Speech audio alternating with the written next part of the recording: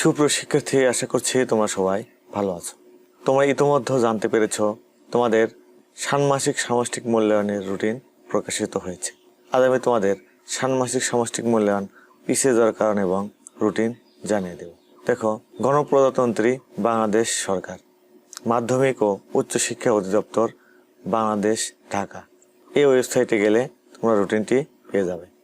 উপযুক্ত বিষয় ও সূত্রের আলোকে জানানো যাচ্ছে যে 2024 শিক্ষাবর্ষে সারা দেশের মাধ্যমিক পর্যায়ের সকল শিক্ষা প্রতিষ্ঠানে ষষ্ঠ থেকে নবম শ্রেণীতে জাতীয় শিক্ষাক্রম 2022-এর আলোকে প্রণীত পাঠ্যপুস্তক ও অন্যান্য শিক্ষণ সামগ্রীর মাধ্যমে শিক্ষণ কার্যক্রম পরিচালিত হচ্ছে। একই সঙ্গে শিক্ষাবর্ষের শুরু থেকে শিক্ষণকালীন মূল্যায়ন কার্যক্রম চলছে।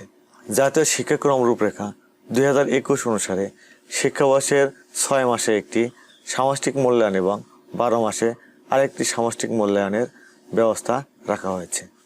সেই অনুসারে জুন মাসের শেষার্ধে বা জুলাই মাসের প্রথমার্ধে সামষ্টিক মূল্যায়ন সম্পন্ন করা প্রয়োজন। 2024 শিক্ষাবর্ষের প্রথমার্ধে জাতীয় নির্বাচন, তীব্র শৈত্যপ্রবাহ, রমজান ও ঈদ উল ফিতর এবং তীব্র তাপদাহের কারণে শ্রেণী কার্যক্রম বিঘ্নিত হয়েছে। তদুপরি জুন মাসের শেষার্ধে ঈদ উল আজহা ও গ্রীষ্মকালীন ছুটি থাকায় ষান্মাসিক সামষ্টিক মূল্যায়ন জুলাই মাসের 7 তারিখ থেকে শুরু করার সিদ্ধান্ত গৃহীত হয়েছে। সে মোতাবেক ষান্মাসিক সামষ্টিক মূল্যায়ন কার্যক্রম পরিচালনার সময়সূচি বা রুটিন নিম্নোক্তভাবে প্রণয়ন করা হয়েছে। চলো এখন আমরা রুটিনটি দেখে নেব। 2024 শিক্ষাবর্ষের ষষ্ঠ শ্রেণীর বিষয়ভিত্তিক ষান্মাসিক সামষ্টিক মূল্যায়ন কার্যক্রম পরিচালনার সময়সূচি বা রুটিন।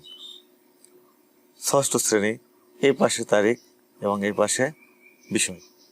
7/7/2024 তারিখে বাংলা, 9 তারিখে ইংরেজি, 10 তারিখে গণিত, 11 তারিখে বিজ্ঞান, 14 তারিখে ইতিহাস ও সামাজিক বিজ্ঞান, 15 তারিখে ডিজিটাল প্রযুক্তি, 16 তারিখে জীবন ও জীবিকা, 18 তারিখে স্বাস্থ্য সুরক্ষা, 21 তারিখে ধর্ম, সকল ধর্ম, 22 তারিখে শিল্প ও সংস্কৃতি।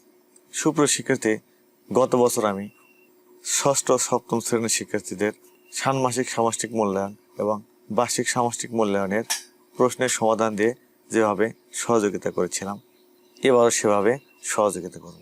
তাই তোমরা প্রশ্নগুলোর উত্তর পেতে আমার এই চ্যানেলটি সাবস্ক্রাইব করে আমার পাশেই থাকবে। আজ তাহলে এখানেই শেষ করছি। আল্লাহ হাফেজ।